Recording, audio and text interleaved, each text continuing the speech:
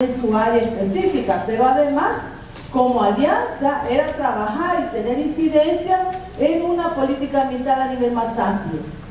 Desde el 2010, digamos, hasta la fecha, la alianza se han ido sumando nuevos esfuerzos de coordinación, y es así como empieza el movimiento contra los proyectos de muerte, que es el movimiento contra las represas. Se suma a este espacio de la alianza ambiental. Posteriormente viene y la red de activistas, la red de jóvenes activistas en El Salvador llega y se suma a este espacio para aportar en el trabajo en defensa de los derechos ambientales.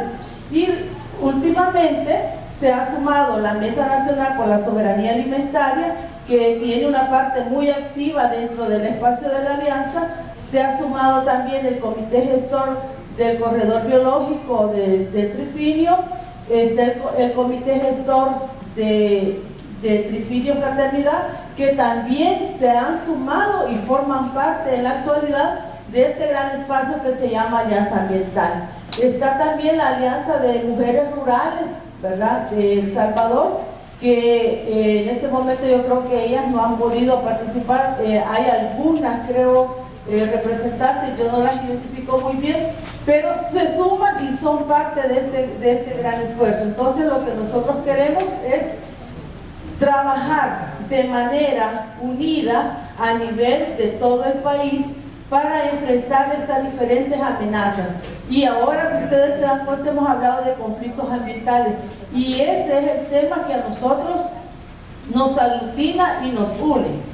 Como visión, nosotros tenemos una visión que es la de ser un sujeto popular ambiental que contribuye a la construcción de una sociedad más justa, ¿verdad?, con equidad de género y ambientalmente sustentable.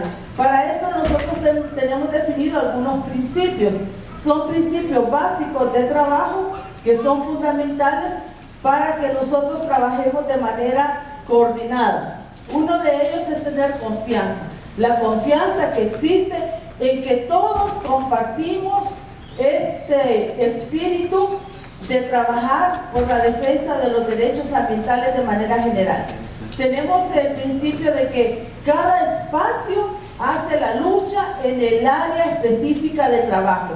Por decir un ejemplo, la Mesa Nacional frente a la minería va a trabajar específicamente en resistencia a los proyectos mineros. Como Foro del Agua se trabaja el tema del agua, en los comités gestores se trabaja en defensa de la biodiversidad y los ecosistemas, ¿verdad?